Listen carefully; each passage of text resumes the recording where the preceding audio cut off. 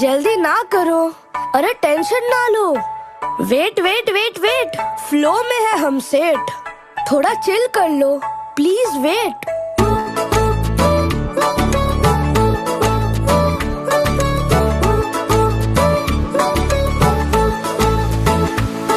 कभी दौड़ेंगे, कभी रुक जाएंगे, कभी ढूंढेंगे, कभी खो जाएंगे।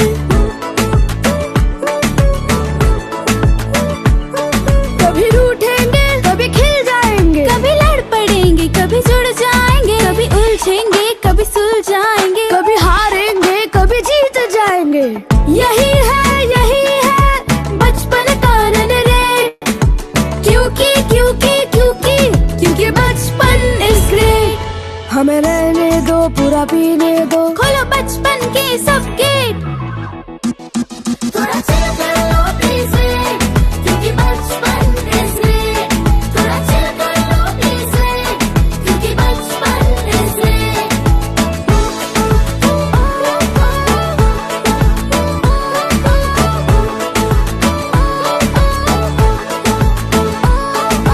पापा मम्मी दादा दादी नाना नानी भैया दीदी कजन्स कॉलोनी टॉमी रानी गर्मी ठंडी खेल कहानी सबने अपने पेड़ पहाड़ खाना गाना लेटर्स नंबर्स।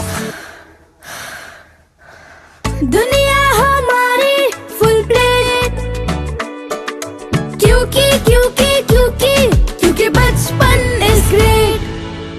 यही ठीक है, यही सीख है, बचपन ही मेरी स्लेट। थोड़ा चिल कर लो प्लीज वेट, क्योंकि बचपन इज ग्रेट। थोड़ा चिल कर लो प्लीज वेट, क्योंकि बचपन इज ग्रेट। थोड़ा चिल कर लो प्लीज वेट, क्योंकि बचपन is great.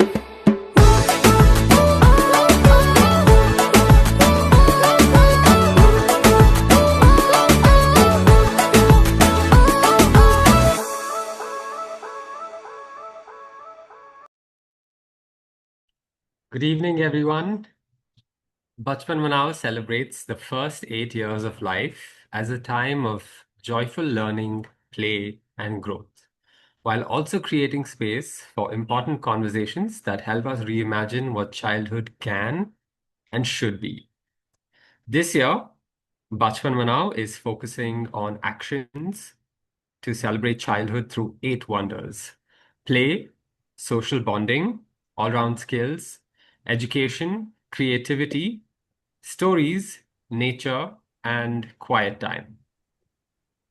Today's masterclass on From Advice to Parenting, Making Playfulness Real for Families, truly brings alive the ethos of Bachpan is Great by encouraging parents to be fully present and to experience childhood as a period of celebration.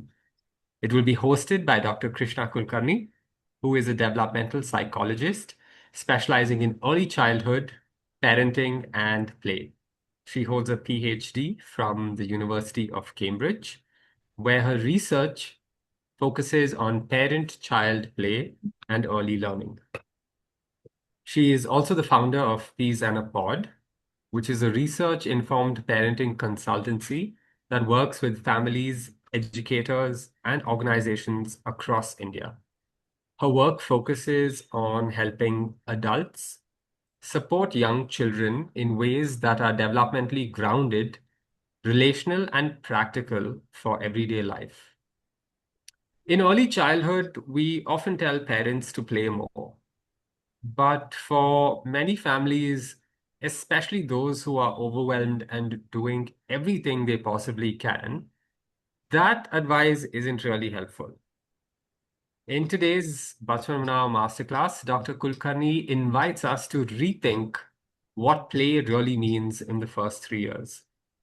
Instead of adding more activities, she focuses on something more accessible and something a lot more powerful. Playfulness as a way of being.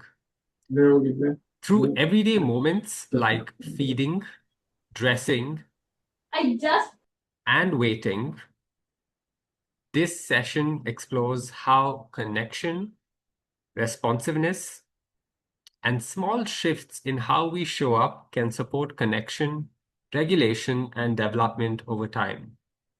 Rather than doing more, we will try to see things differently and use what already exists in a child state. Krishna, over to you.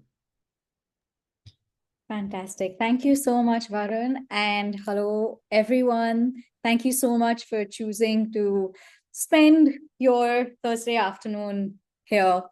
I think the video that was shown was so sweet and set such a fantastic tone for the rest of this session.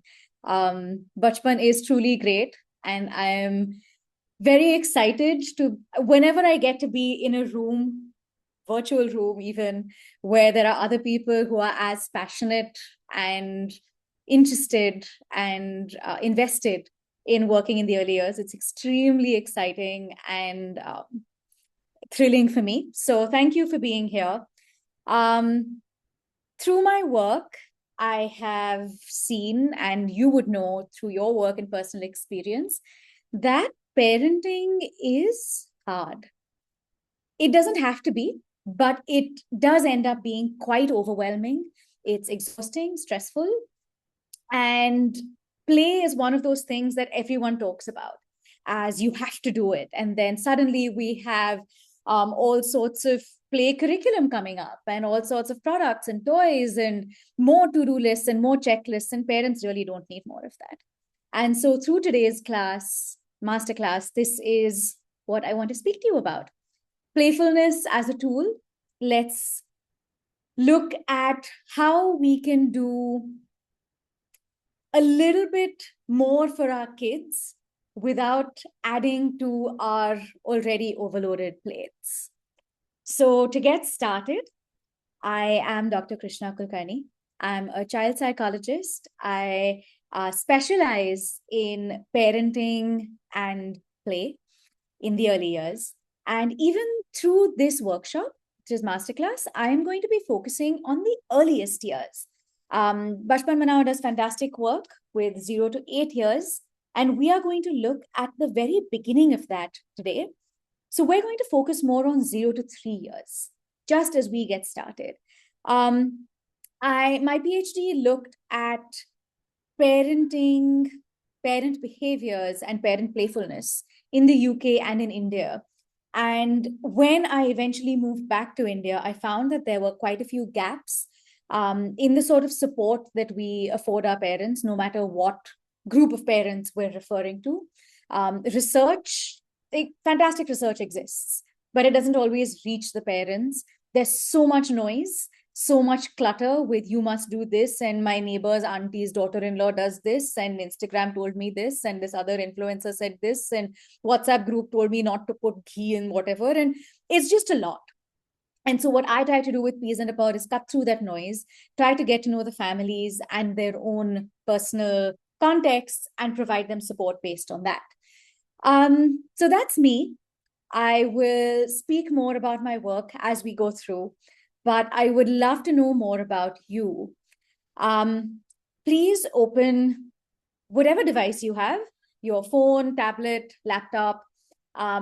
If you could go to menti.com and enter the code that you see on the screen at the moment. That's 1294 9441. It's also just been dropped in chat. So you can click on that, scan the QR code, do what you need to join us on that link, and keep that handy because we're going to use it a couple of times through today's session. So let's get there as soon as we can. When I say, please tell me a little bit about yourselves, who are you? What work do you do? What brings you here today? I'd love to know a little bit about what is connecting all of us over and above just our love and passion for advocating for our kids. And there's obviously no right or wrong answer. I'll wait here a couple of minutes. I see some people still signing on and joining our page.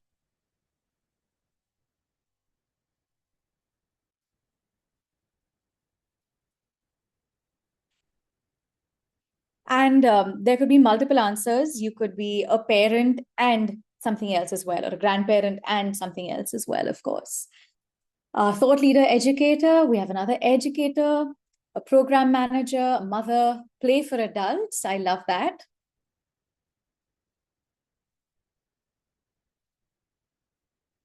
If you haven't been able to get onto the link yet, it should be in the chat.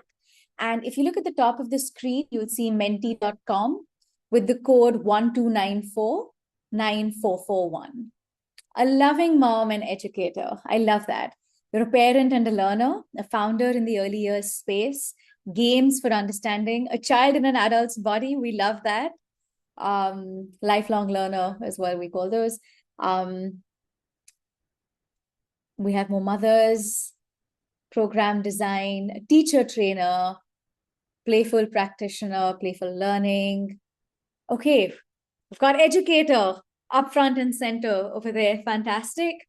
So keep the answers coming, even if the slide moves. I'm going to keep this open. You can keep adding to it. What I would also like to know is about your children. These may be your children. These may be the children that your work affects. And there may be more than one age group that you work with. But I'd love to know a little bit more about what sort of age group you work with. We have a lot in the 0 to 6 popping up already. 16 years plus, that's brave of you to be working with that age group. I love it, but very brave of you. Okay, we have a lot of people in the earlier years phase. So that's great. For those of you that are still joining us or are still trying to join us, we're on menti.com. The code is on the top of the screen being shared, 12949441. Okay, great. This is a fantastic place. I'm going to keep going. This is going to stay open, so feel free to keep adding to it. But great. It's fantastic to know that we have people clustering in the earlier years, but I will keep the rest of you in mind as well. All right. So we're going to be talking quite a lot about play. And play is super, super important. And so what I would like to now try and do, I say try because I've just lost power, but hopefully that shouldn't affect our progress over here. If you could go back to the Menti that I had shared. Oh, are you able to see my screen still? Not anymore. Not anymore. All right, let me quickly, we might need to toggle that because I've lost power to my second screen. But in the meanwhile, there we go. Okay, so if you come back to the Menti, you will see another question waiting for you that says, when I say play, you think. So basically, what does play mean to you? What do you mean? What do you think? What are the first words that come to your mind when I say the word play? I love that fun is right up there. Absolutely so, so important. Intrinsically motivated. We're going into technical terms straight away. Love that. Creative movement, no stress, engaged mind, freely chosen, love freely chosen play. Chill, development, very important for development, connection, being childlike, joyful, relax. You see the other fun things coming up there. You've got joy, you've got friends, you've got enjoyment. Clowns, I love that. Okay, so lots of really interesting things coming out here, but I think we're kind of getting a sense of what play means, what play entails, what it means for you. Connection, I see another big one coming up there as well. Happiness, safe space, at peace. Fantastic. Again, keep the answers coming. This is going to stay open for you. And I am now going to share another screen.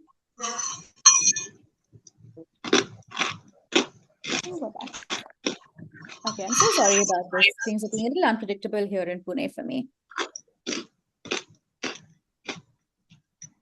All right, we should be back to regular programming as long as this cooperates. So I am going to now indulge my PhD self and give you this definition. there is this very serious technical definition for play, which is spontaneous physical, cognitive, and social behavior that expresses joy. We saw a lot of that coming up. Humor, curiosity, imagination, and creativity. And what I love about this definition is that it sounds very serious and important, but it doesn't specify what sort of activity. It specifies a general experience that a child or any individual engaging in it may have. And what's really important in the 0 to 3 years space is play for brain development. Play is super important throughout childhood. Someone said play for adults. It's important in adulthood as well. But in the earliest years, in your 0 to 3 years phase, that is when the brain builds itself through experience. These experiences may be through repetition, sensory, responsive, social interactions, any of this. And it is this that really helps with their brain development. And babies, 0 to 3-year-olds, are not looking for entertainment. They are looking for some sort of rhythm. They're looking for some sort of connection. We had that word come up with play as well. They're looking at someone who's on the same wavelength as them and can carry them through these interactions. You may have come through these concepts of serve and return, where a child does something, maybe they'll make a sound. If they're an infant, they'll babble, and then the adult will respond to that, and then the baby feeds off of that. It's as simple as passing a ball back and forth. Any of this is all serve and return, which is fantastic for early years development. And the easiest way to do this is through play, is through these playful interactions. And of course, it's fun. It gives children a safe space to practice skills that they will need in the real world as they grow up. They learn to apply those crucial skills before it's actually important for their functioning later. Motor and cognitive development, social communication, emotional regulation, self-regulation, all of these things. And this has long-lasting impact, right? So I want to talk to you now about parents and also caregivers. And the reason I say caregivers is because in our Indian context, any context, but especially in the Indian context, there are a lot of people. When we say it takes a village, it's very, very true in India, right? So I'm talking about primary caregivers who are typically parents, but they may be dada, dadi, nana, nani. It may be neighbors, it may be a nanny, it may be a creche, daycare, whatever, right? But the primary caregivers that we are looking at, the ones that children spend most of their time with, they are the environment for play for 0 to 3-year-olds. And what do I mean by that? For children under the age of 3, the most interaction they have, the most exposure they have is with their parents, with these primary caregivers. And so any sort of play interaction happens as a result of the environment. It may be toys, it may be the built environment, it may be the people, it may be the weather. All of this influences their play experience. And for a 0 to 3-year-old, the facilitator, the gatekeeper, partner of that experience is parents. They don't really have that much going on in their social lives at that point, right? Friendship, all of that, school typically starts a bit later. So parents are physical environment. So what I mean by that is you will typically see a 0 to 3-year-old likely being carried on the head, in the arms, on the back, in a stroller, something of that sort, physical environment. A child may be climbing over their parents, being swung down, thrown in the air. Physical play is happening. But it's also, the parents are also social and emotional environments for children. This is where children start learning how to share, how to deal with disappointment, how to deal with frustration, how to start with emotional regulation. This is where all of that is happening. They start learning how to make friends, how to speak. And all of this is happening through play. The best way is through play. in their immediate environment. And so the parents' face, their voice, their nervous system, their bodies are a young child's primary play environment. What happens very often, though, in India especially, is that whole stress that we were talking about is very wide ranging. And we have a lot of priorities that we're trying to deal with at the same time. So I want you to look at this triangle that you see on screen. I've sort of tried to repurpose the Maslow's hierarchy of needs, where basically we say that the most basic, bottommost layer has to be achieved first. If that happens, we go to the next level. If that happens, we go to the next level. If that happens, we go right to the top. And what happens very often is at the bottom, we've got eat, sleep, poop. Fairly basic, fairly essential, fairly required. If once that is taken care of, we'll talk about classes. Oh, my child went to football class and writing class and all of that. Right? We start worrying about skill development. These may be soft skills, socio-emotional skills, knowledge acquisition, where they're starting to learn, read, talk. Then we start worrying about school readiness. Is my child able to go to school? Does she know how to write her alphabet? Does she know how to sing Twinkle Twinkle? Does she know how to be without her parents? ये सब होने के बाद, if we have time, we will play. And so play is really this very last priority thing that happens. Okay, all these other things have to happen first. And this is where I want to start pushing back a little bit. Because play is very important. But it shouldn't be sitting here in isolation at the very top after all of these other things have happened. And so now I want to talk to you about playfulness. All of those previous things that I showed you, they can have play baked in all of them if we just bring playfulness. So what do I mean when I talk about playfulness? I'll talk about play first. There is an increasing spotlight on play, which is super, super important. I think that's fantastic, whether it's the NEP, whether it's play-based curriculum, preschool, philosophies, whatever it may be, right? More and more play is coming in, and that's fantastic. But this can sometimes feel quite overwhelming to parents, especially when they're already bombarded with lists and checklists and responsibilities, and then you're told this is the right way or wrong way to play, right? And then also the other issue that comes in is play is tied to some developmental outcome. Meaning, if you do this, your child will start crawling sooner. If you do this, your child will learn to share. And I think the focus needs to shift to playfulness. Play is an activity. It is, let us build a block, let us complete a jigsaw, let us color, something of that sort. It's mundane. Don't get me wrong. I love play. Play can be fun. It's enjoyable. But it can feel everyday. It can feel like a bit of a task. It can sometimes be a power struggle where the parent or the adult says, do this, complete this. And the child just doesn't want to. I always say this to my clients that the smaller the child, the bigger the ego. And that's where you start having these power struggles and clashes that start coming in. Someone spoke about intrinsic when I asked about play. Play can sometimes feel extrinsic. That if I do this, I will complete this task or this good thing will happen. I will achieve this thing. It can often be structured where you complete one stage and then you go on to the next. And it's entertaining, which is never bad, right? But it can feel a bit passive. On the other hand, I want to talk to you about playfulness. Playfulness is a mindset. It is a mindset where you are more adaptable, flexible.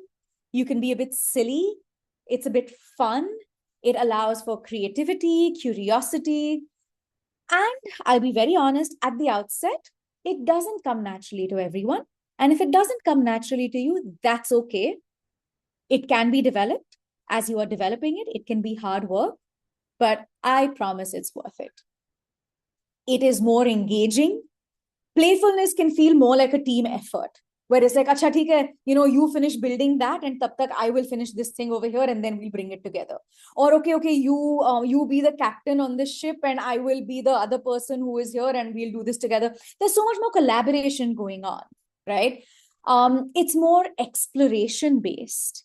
It's more tinkering and, let's see what happens if I do this. It is intrinsic, where you are doing it for its own sake. It is adaptive. Like I said, you have to be flexible. You have to think on your feet. If you have a specific game plan and you find that certain materials or people or situations are not cooperating, you need to think on your feet and move on. And while I said entertainment is good, there is a difference between entertainment and engagement, where entertainment happens to you, but you get to do the engagement yourself. And that's where the difference comes in.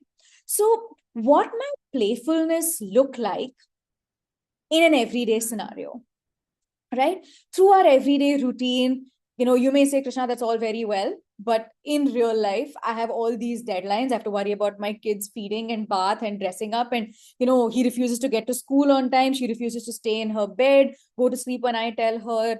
We have fights, doesn't want to go to school, impatient, all of these issues, right? And very real concerns when you're dealing with young children on a daily basis. Everyday playfulness is not about removing structure. It's not about when your child is saying that they are not going to eat breakfast. It's not about saying, acha, theek hai, chalo, I'll take out Monopoly or Snakes and Ladders and we'll sit and play, right? And this is what Varun was talking about at the start as well. We're going to talk about not doing more work. We're going to talk about within the time and the responsibilities and the constraints that you already have. How can playfulness fit in there, right? So food is a big piece for a lot of families. It can almost always end up feeling rushed. It can almost end up, it's usually quite outcome focused, where it is, finish eating this and then you can, go and do whatever. Or my child is spitting her food out, or he's making a big mess on the table. Bath time, again, resistance. There's a time pressure. Usually bath happens in the morning when the kid has to rush to school or, daycare. It's happening at night when the kid has to get into sleep. Clothes, suddenly, when we're talking about our 0 to 3-year-olds, we've gone from dressing them to, what we think we should be doing to suddenly them deciding that they're going to wear something completely different. And what should be a 5-minute exit becomes 45 minutes. School is late, office is late, everything else, rest of the day is thrown off, not working. Same with things like screen, where you have developmental concerns about how much screen time they have. How do you get the kid to stop? There's tantrums happening. Bedtime, at the end of the day, kids are tired, dysregulated, tantrums are all over the place. Getting into the car, getting into the bus, on a train, plane, whatever. There's resistance. You feel time pressure because you're obviously meeting a deadline. All of these situations can work quite well with playfulness.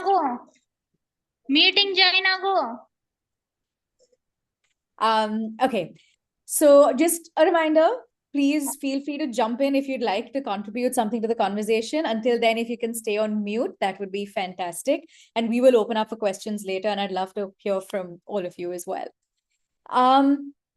So if we bring in a little bit of playfulness, all of these become much easier situations to handle.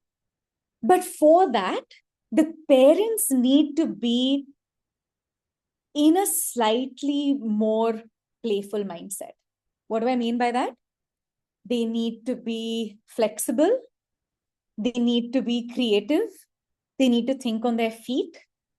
And this is not going to happen if parents themselves feel like they are overstretched or overtired or at the brink of their threshold, right? So the first thing we need to tell parents, we need to get parents on board with is, like I said to you, you first need to know that it's going to take time. Playfulness is going to take effort to learn as an approach, as second nature, if you will.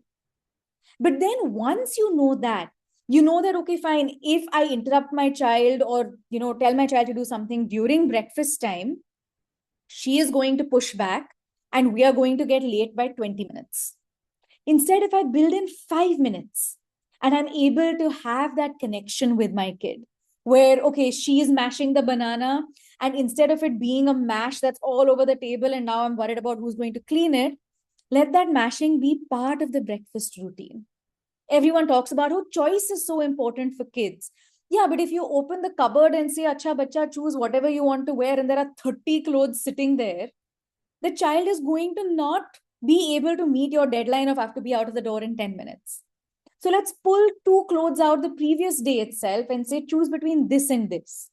Now, obviously, kids are known for not sticking to what they've decided.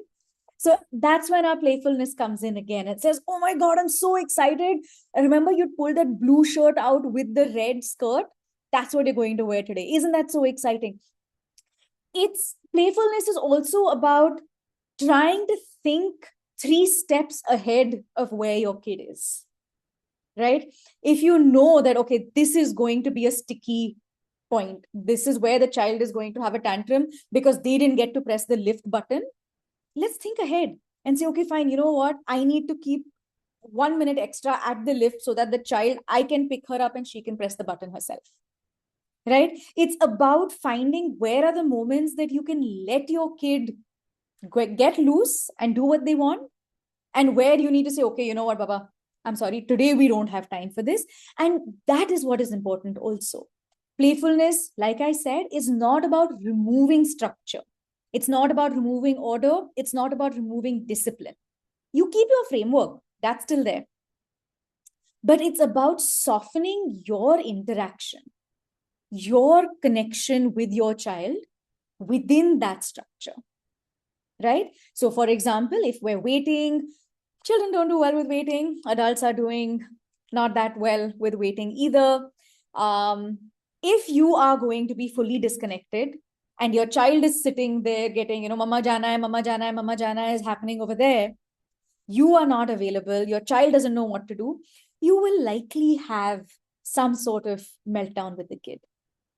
If you preempt that and say, okay, you know what? I want you to count how many red things you can see around you. That's going to make it a slightly less, it's going to be less friction at that point. Your child is going to have a little less, if they're going to have something more to do, they know that, okay, mama's listening to me, daddy is paying attention, and I will find something. Oh, look, okay, there's tomato over there, there's a bus over there, red itna sara dikh gaya mujhe, right? Now, the other important thing I want to talk about is rupture.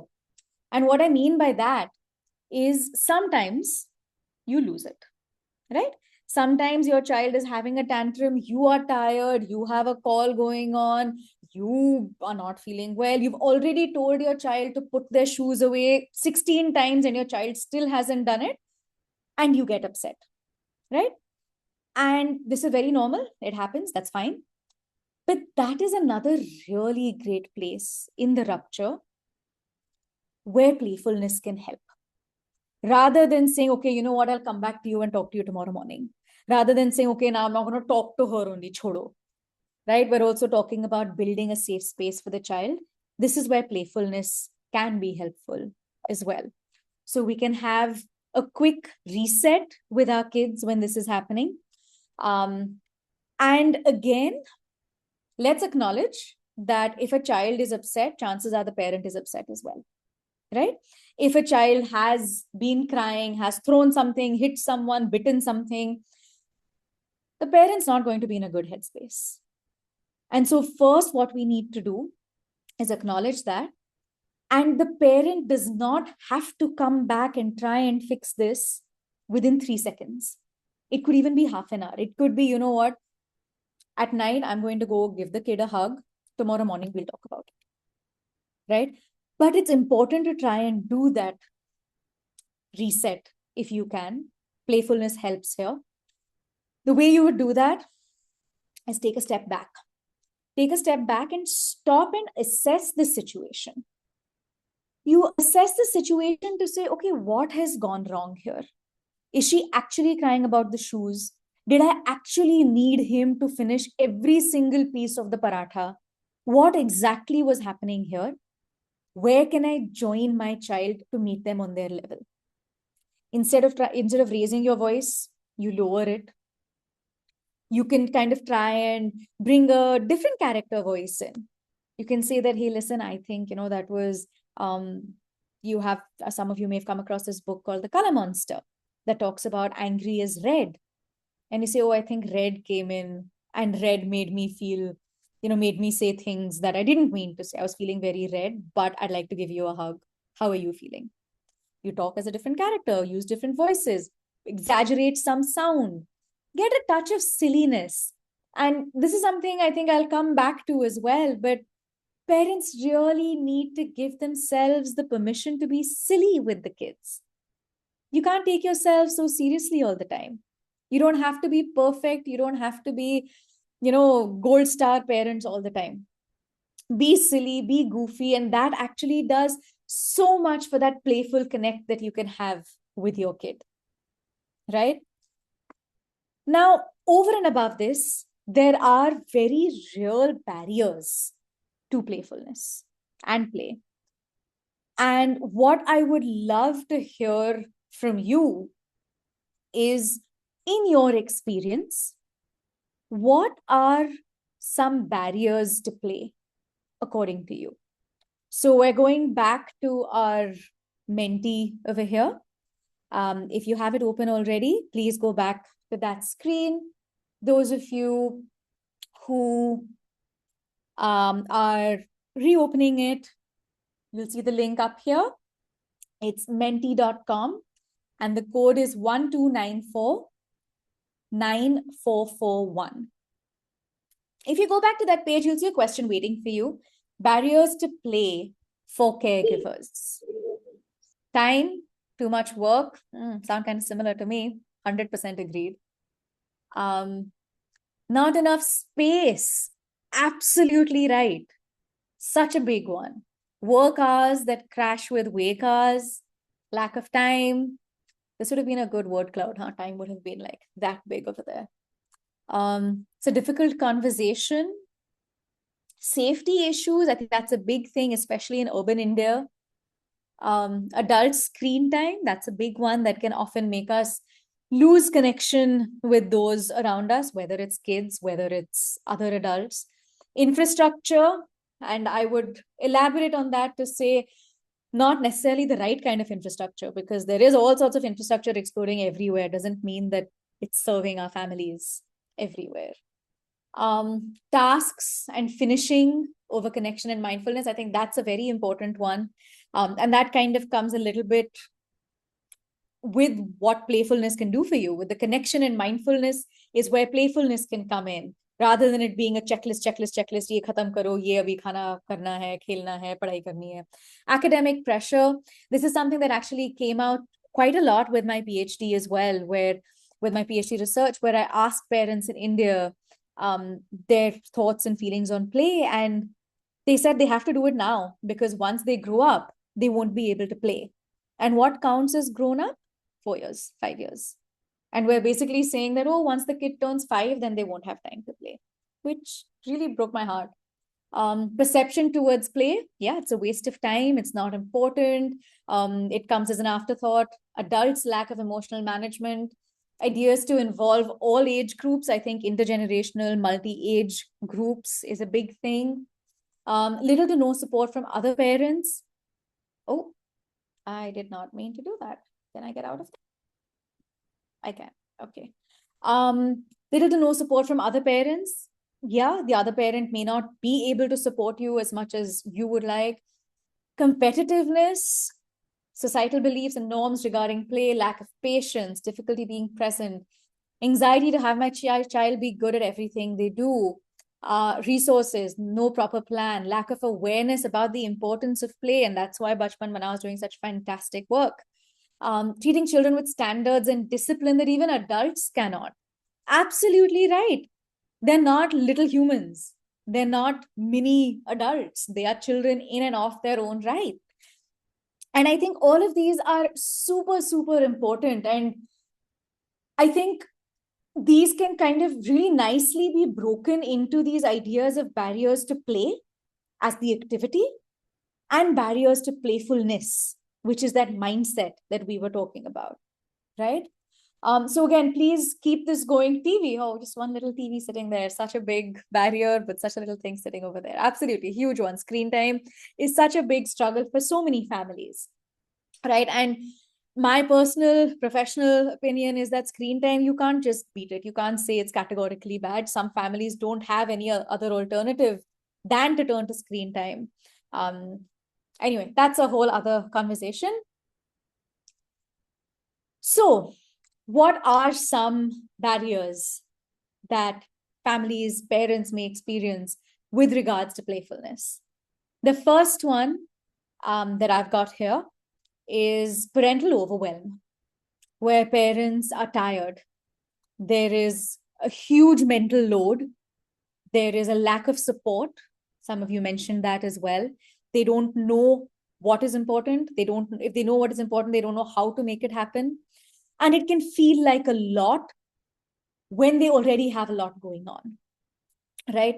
Feeling too rushed. Now, like I said, when I was talking about playfulness, you need to be in that mindset where you are 3 steps ahead of your child and can try and preempt what's happening. But also, a lot of parents are doing this all the time anyway. And what happens as a result is a bit of a disconnect, because the parent is thinking 3 steps ahead. Let's say you're building blocks and the parent is like, Acha, theek hai, the child is finished building the yellow tower. Now I'll pull the blue ones. Now I'll pull the yellow ones. Now I'll pull the green ones. The child isn't anywhere there. The child is here still sitting with the yellow blocks. And then there's a disconnect. You're not being able to be where your child is. And that gap is where we have the most friction going on.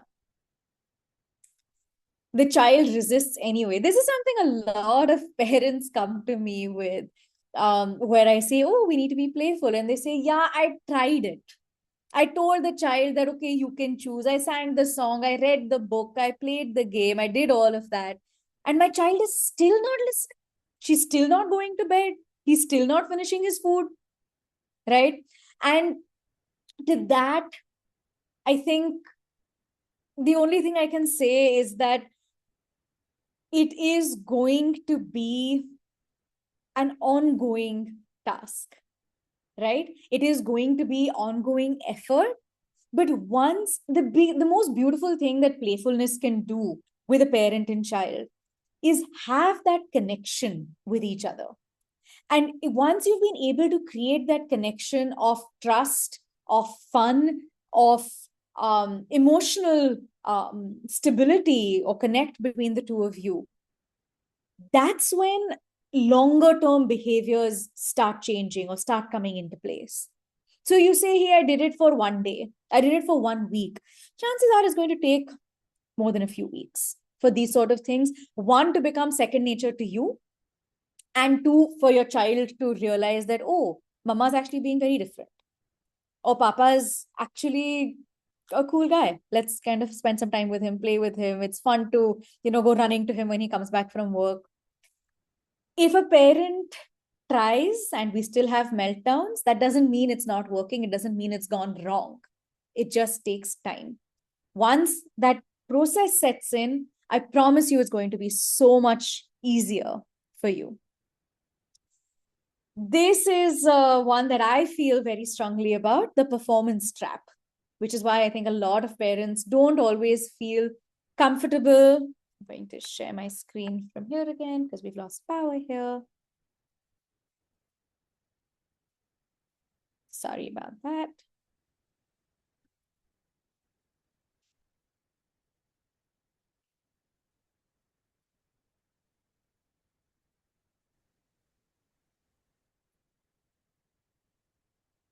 Okay, are you able to see my screen?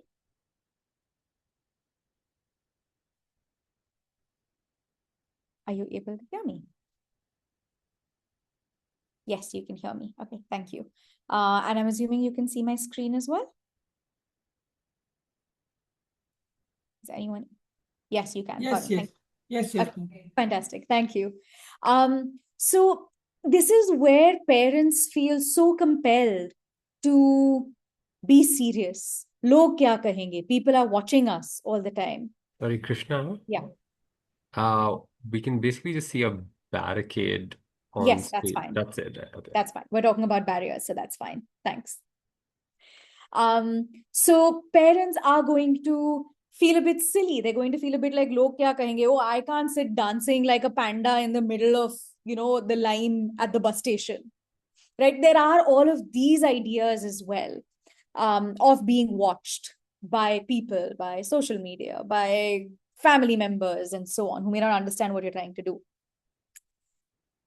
There is also this idea of milestone pressure, where parents feel like, oh, my kid has reached 2 years and 7 months and she's not doing this yet. Or she has reached 9 months and she is not able to complete this thing yet. Wo wale auntie ki beti ne to kiya hai already. And then again, we come back to that triangle that I was talking about, where they are so worried about, oh, this has not happened yet. So never mind play, never mind tummy time, never mind sensory experiences. I need to focus on making sure my child achieves that. And what we're missing out as a result is that actually it's all of these things that are building blocks. One starts going to the other, and so on. Obviously, there is a big cultural texture to this whole thing as well. And what I mean by that is, there is, back to the log kya kahenge, there is some sense of what is acceptable with kids, with parents, with families, and what is not, what is expected, and so on.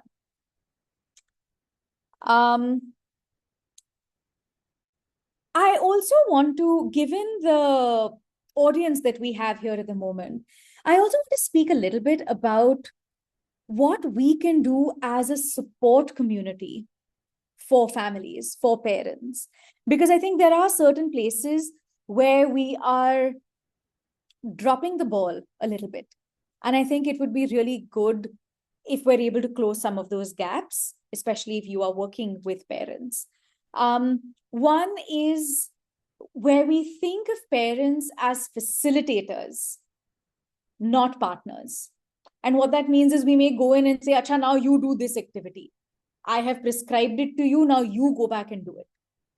Whereas what we need to think of them as partners, because I may tell you something from an Anganwadi point of view, I may tell you something from a school teacher point of view, but that doesn't mean it's going to work in the house. Instead, can you talk to the parents about what's going on at home, have more of a partnership, have that bridge?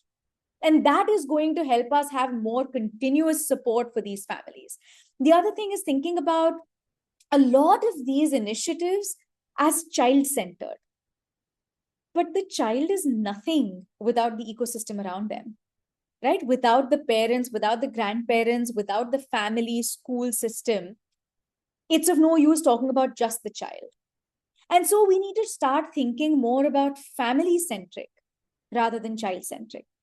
And the reason I say family-centric is, again, coming back to Indian context, we need to start thinking about how we can pull in the extended family, right?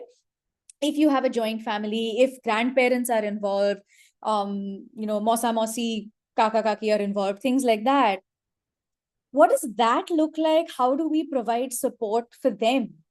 So that eventually, if our end goal, if our end beneficiaries are the kids, how can we make sure we are giving all of these additional players the support that our kids eventually will benefit from as well, right? So these are a few things that I think are important for us to try and keep in mind. And I'm going to pause here, keeping in mind also that we want to try and address some questions if possible. What I would like to know, if you go back to our mentee, is from this, we've spoken about a lot of things. What are some key takeaways that you have had or that you have from this masterclass so far? I'm going to give you some of mine after this as well. But what are some key things for you? I'm going to reshare my screen with the mentee in just a second. But in the meanwhile, the link would still be in chat. If you go to mentee.com, enter 129494441.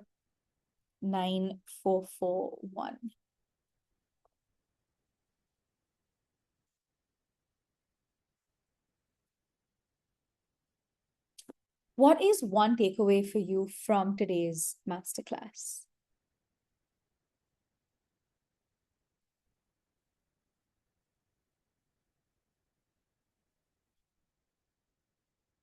Could be something super small. Could be something that you used to do, but you've forgotten about it.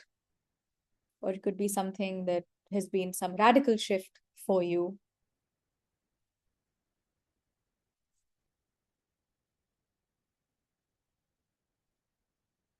Playfulness over play. Yes. Beautiful summary of my entire point. Thank you.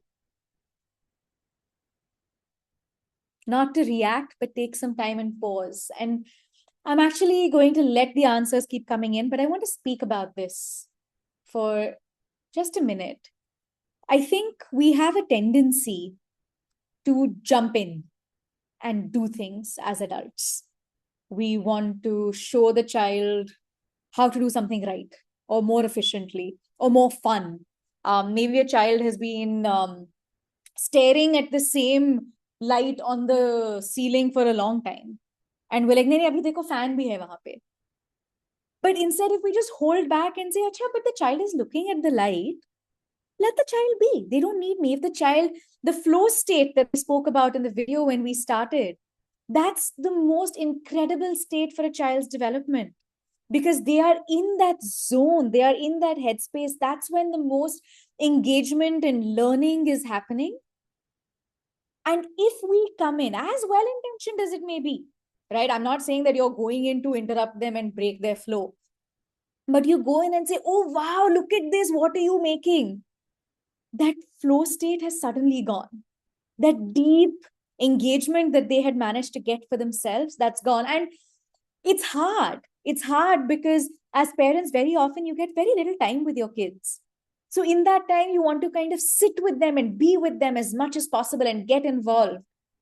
But when moments like this are happening, the important thing is to hold back, pause, and say, okay, how can I join my child without breaking where they're at? If they're building a tower, I'm going to sit here and build my own tower. I'm not going to comment on that, get in the way of that. My child will maybe see that I'm also doing something here and let me get involved with it. I might just sit nearby, pull out a book. Parents have no shortage of things to do. Pull out a book, pull out something else that you need to do, catch up on some other chores. Tell your child that, hey, that looks great. I'm going to be right here. Let your child continue what they're doing. I think these are all very important things to keep in mind and not jump in and kind of intervene quickly. Playfulness is something different from play. Adapt our routine expectations to where the child is. I think a lot of parenting is about convenience, right? And that's fine. About, okay, the school that is on the way to my office, or the child needs to go to sleep by this time because I have to do something else after that. That is perfectly okay. But it's not always fair to have the child meet our unrealistic adult expectations. And it's very, therefore, important to know what is realistic for a 3-year-old? What is realistic for a 2-year-old? Is it fair to ask them to wait for this long? Sit still, be quiet, not spill something, not make a mess of something. Spontaneity and curiosity, very important. Facilitating over guiding. I love that. Rather than saying, do this, let's lay things out so kids are able to take the lead and follow where things are going them, and things are taking them, and we can go along with them over there. Moving from child-centric to family-centric. Yes, I think that's really, really important. Playfulness is the scaffolding that supports everyday learning. Absolutely. So I think it's important to have that external structure, and within that, you can do what you'd like. Relate to all the scenarios you spoke about. Thank you. I'm so glad to hear that. I am going to give you 3 takeaways that I think are very important. And this is what I would like for you to keep with you. Play is typically viewed as entertaining, right? We want our kids to be entertained. There's nothing wrong with that.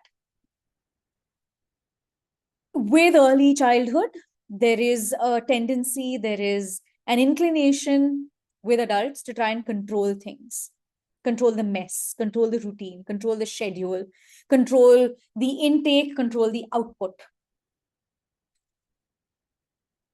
And the whole log kya kahenge, people are here, people are watching. I need to show that I am a good parent, even if I'm only showing it to myself, right? And a lot of this can be facilitated through play. However, the shift that I think we should try to keep in mind is, instead of entertaining the kids, can we try to respond to them? Where are they right now? Where is their head at, their interest, their attention, their emotional state? And how can I respond to that? How can I add to it? How can I meet them where they are and go from there with them?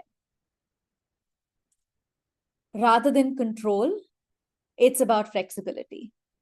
I wanted to make a perfectly round roti. I told my child I was going to give him a round roti. But now it looks like Africa. Chalo, theek hai, today it's Africa. We're going to, now the rest of the lunch, we're going to be talking about Africa. Right? Like, it's about, in the moment, let's just be flexible and say, okay, this is not happening. Your child was really excited about wanting to wear a certain yellow frock. And wo abhi nahi hai. It's not fitting them. It's got spoiled. It's gone for a wash. It's not appropriate for the situation. Cool. What else can we come up with? Can the child wear that dress anyway? Can you come up with some other alternative instead? And instead of performance, let's just focus on being present with the kids in the moment while they are in that flow state. Just be present, watch what is going on. And what do I mean by be present? Sit close to them. You can comment on things every now and again. If your child includes you, involves you, invites you to do something, please jump in. If your child is quite happy continuing by themselves, sit back and watch. And trust me, it is so much fun when you get to watch your child be in the zone, that very often parents actually miss this part out because they're in such a rush to do things and make the child do things, right? So these are the 3 takeaways that I would love, the key shifts that I would love for you to keep in mind from this masterclass. And that's it. That's me all done. I'm going to open up for questions, comments. I know there are a few comments coming up here as well. But feel free to drop questions in the chat. Feel free to unmute yourselves, however you're most comfortable. And thank you very, very much.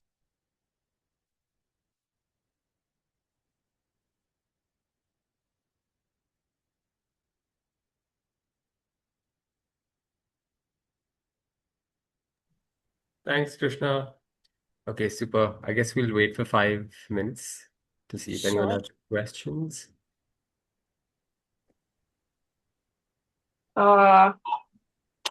Hi, Dr. Krishna. That was lovely. I have a couple of things. So, uh, question one, from the time, say, when you began your research on, playful parenting, and now with the interaction with families that you have, is there a shift in mindset in terms of parents' approaching or attitude to play? Uh, I know we're not looking at, say, mass mindset shifts. Okay. But is there, whatever shift it may be, among the cohort of people that you see? What is it, if there are any? That is one. Second is, so I was listening to a recent discussion where someone was talking of how this is a very opportune moment to begin to think about playful learning, right? You have policies, everything in place. You have organizations, experts doing stuff.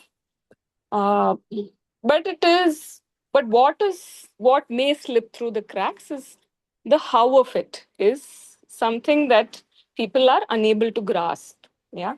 And if you, for instance, if I listen to, say, just Tina Greer on pedagogy of play, there's no way we can expect people to start introducing play either in schools or homes. Which is why I think what you put out is fascinating, right? What are those everyday moments that can become playful? So one question is, what does it actually mean, right? Would a sum total of, say, these standard interactions, if one may call that, that a parent has with a child between a 0 to 3, if there is something like that. Say a set of experiences or interactions around that. Would we be able to, uh, you know, put out such a, set of activities, whatever it may be, that will actually allow the parent to become playful, which is what you were talking of, right? That first step where you become playful. So these are two questions I wanted to pick your brains on. Thank you. Yeah, thank you. Thanks so much, Radhika. I really appreciate the questions. I think you sort of started answering the first question with your second question, because I think over the last few years, there has been a greater push for play, which has been great. Whether it is, like I said, through policy, curriculum, social media, there is a greater push for play. And I think that's fantastic. That has been a shift that I have seen. Parents are more familiar with the idea that play is important, especially in an Indian context where play is sort of second tier priority. I think it is moving closer to the top, especially for the earlier years. There is more and more focus on that. I think there are people doing fantastic work with it. For me, in my personal capacity, I'm also concerned by the work some people are doing with it. And what I mean by that is everyone's jumping onto the bandwagon and they're sort of monetizing on this, oh, play is important, my child should play in a certain way, so I should buy this toy, this toy, this toy, I should send my child to this class, we should do this activity. So I think the shift in parents' approach is that yes, play is important, which is great, but there isn't necessarily a blueprint or a trusted understanding of how that should work. And that, I think, ties into your second question, which is sort of, is there some way to almost templatize or have a handbook for, hey, like here is how we can make these interactions truly beneficial and long lasting for families? And I think there are organizations that are doing work like this at the grassroots level. There are organizations that will put out lectures, or they will put out classes and webinars that you can attend. I think it is very important to try and address this space. But I think also in a landscape like India's, it isn't something that is going to be one size fits all ever. I'm not even going to say anytime soon, because while play is essential for children across the board, while children's development is critical across the board, the priorities, the affordances, the resources, infrastructure, all of that is going to vary so greatly that I think for me, in an ideal world, and this is what I'm trying to do with Peas in a Pod as well, is try to provide parents with the knowledge of what is needed for the child's development. Once you know what is needed for the development, in my head, I feel like it's probably going to be easier for adults to say, okay, if A has to happen, then let me do B. Rather than just saying do B, C, D, and no one's spoken to me about what the end goal should be.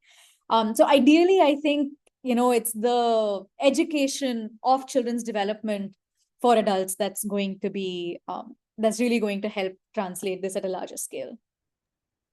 Okay, thank you so much. Thank you.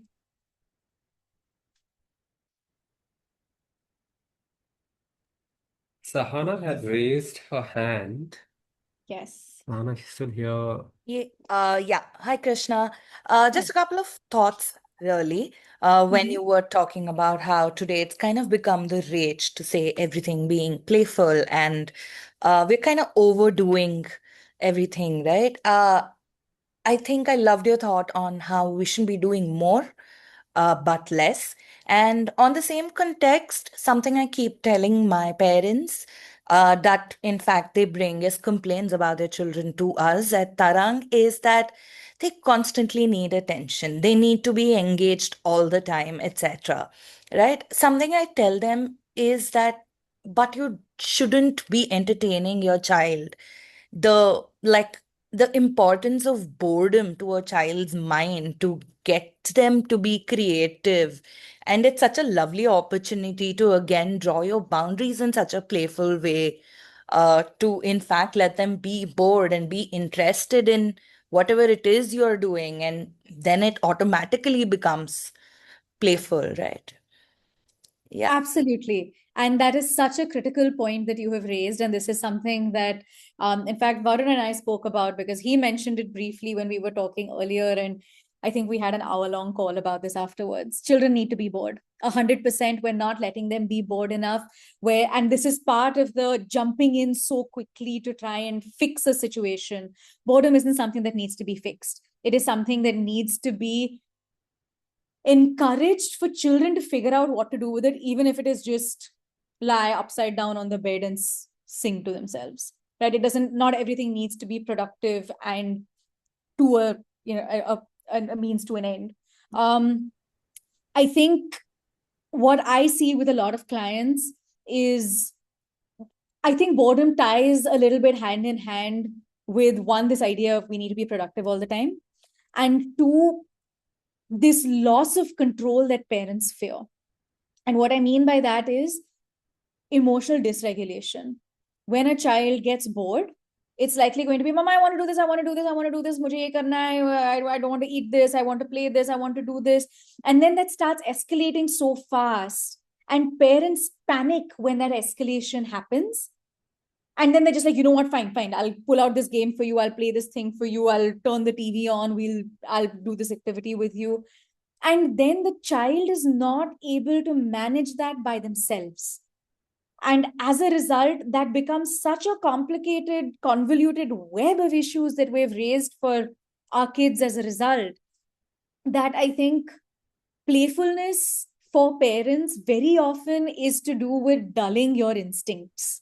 When you feel like, oh, but let me just jump in and do this one thing, let me just make my child's life a little easier or more fun. I think playfulness also is to do with, but am I really needed here? Does my child really need my intervention here? Yeah. And most often they don't. Oftentimes, especially when you say emotional dysregulation, right, we say it's the first 90 seconds. The minute you try to do something in the first 90 seconds, you're only going to escalate the situation. That 90 seconds is a great time for not only your child to regulate, but even for you. Yeah, absolutely. And this is what I was saying earlier as well, right? You, as the adult, need to be in a headspace where you can co-regulate with your child. If you yourself are feeling so stressed and flustered and overwhelmed by the thing, you have no bandwidth to help your child get through that. So absolutely, ride out the first 90 seconds, take a deep breath yourself, go get a sip of water, take a pause, and then come back and interact with your child. Please do if they need it. I'm not saying, ignore your child completely. But if you need to take a pause, that pause is going to be so much more valuable than you jumping in immediately.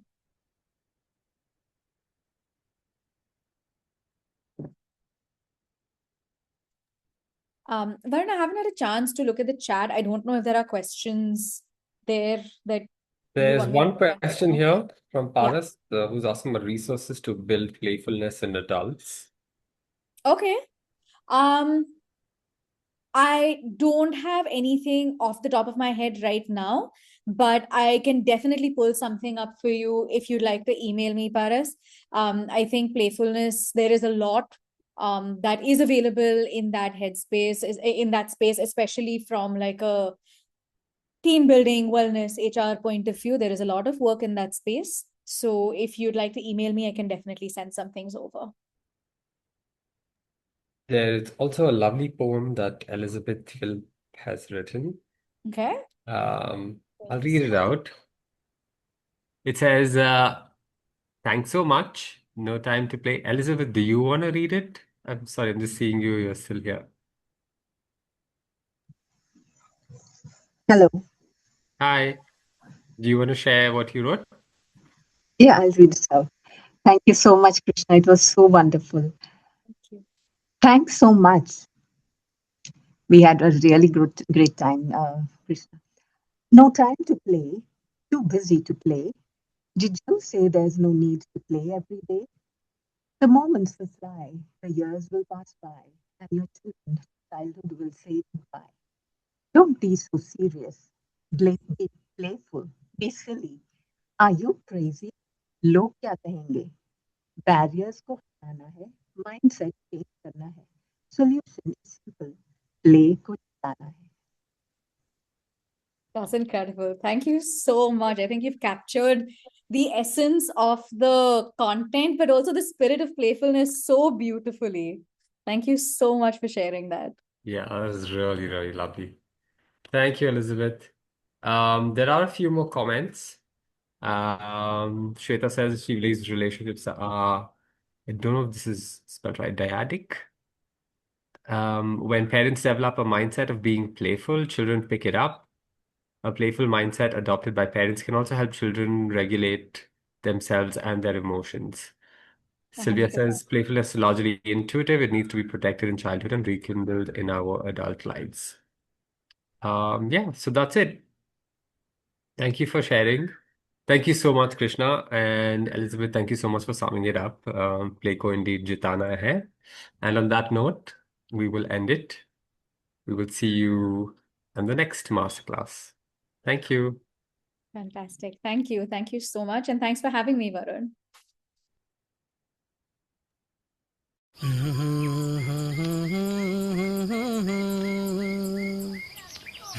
मुल की हसदी बुना से काठों मा होया कतगा रोते लोच मेरो गाँव मा होया माटू माटू आई ब्याखुनी पाख्यों मा होया माझी बाटू हिरणी चटियागी डेरा मा